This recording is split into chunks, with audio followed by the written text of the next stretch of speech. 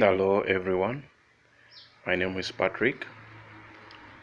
If you are watching this video for the very first time, kindly subscribe and hit the bell so that every time when I upload a video, you'll be able to get a notification. I would like to talk about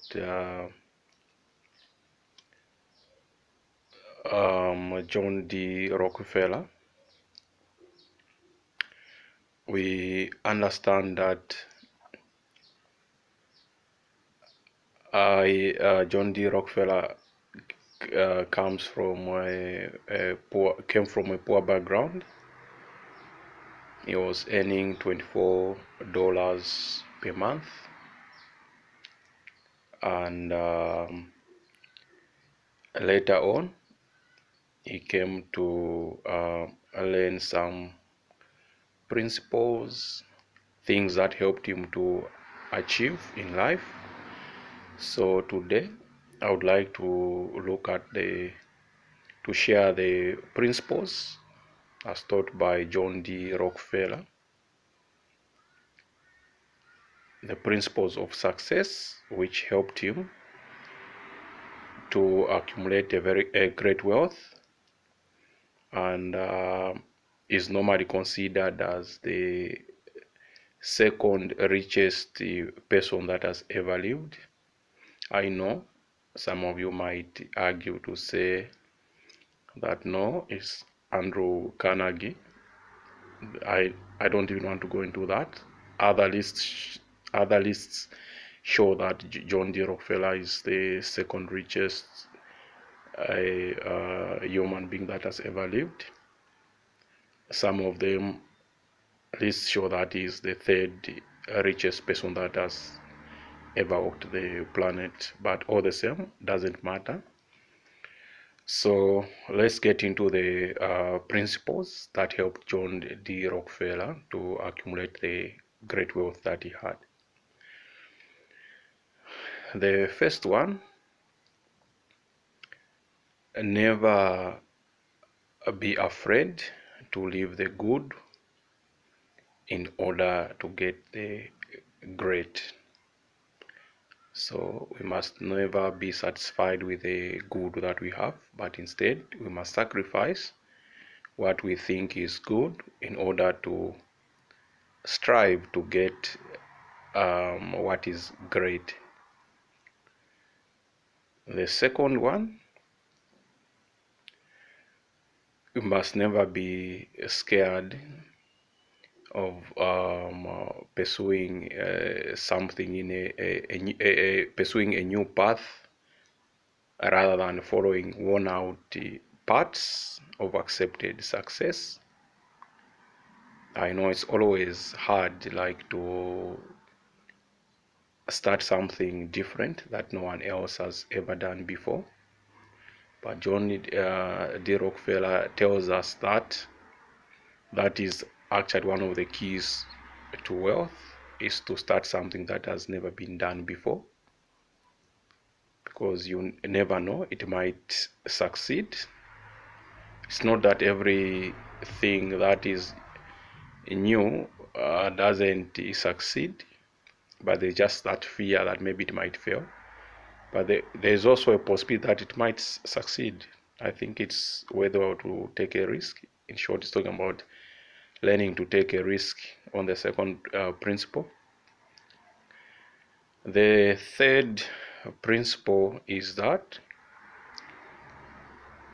we must learn to buy when there is blood flowing or blood running in the streets.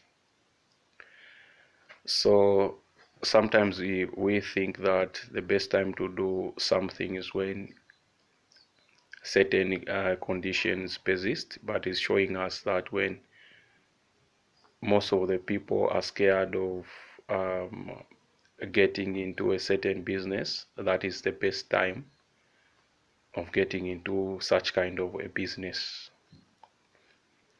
The fourth principle is that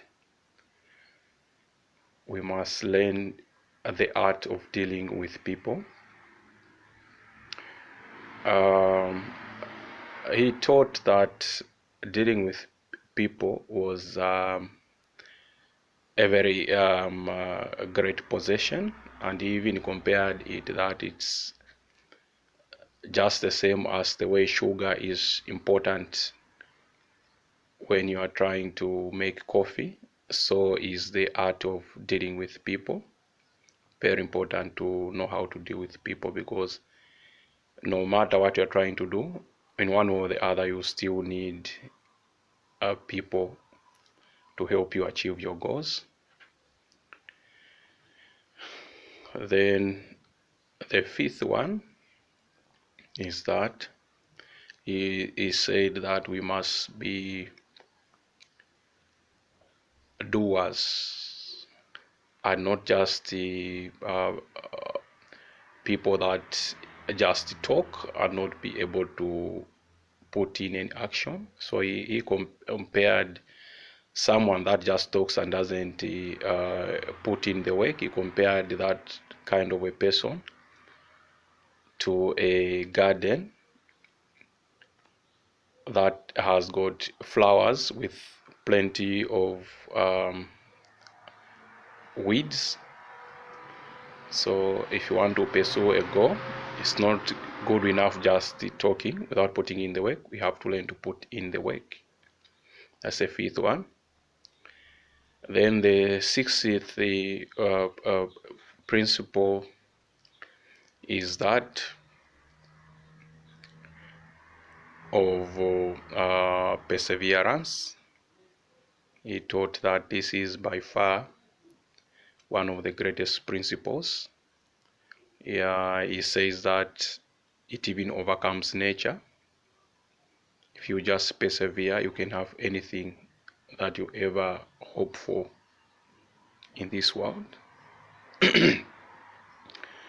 The seventh principle that he talked about is that we must be able to turn a disaster into an opportunity. So we must always see the good in every situation. We don't use all the energy on negativity, but rather we have to see an opportunity in every disaster. Then the 80th principle that he talked about was that the art of concentration. He says we must be able to concentrate on one objective,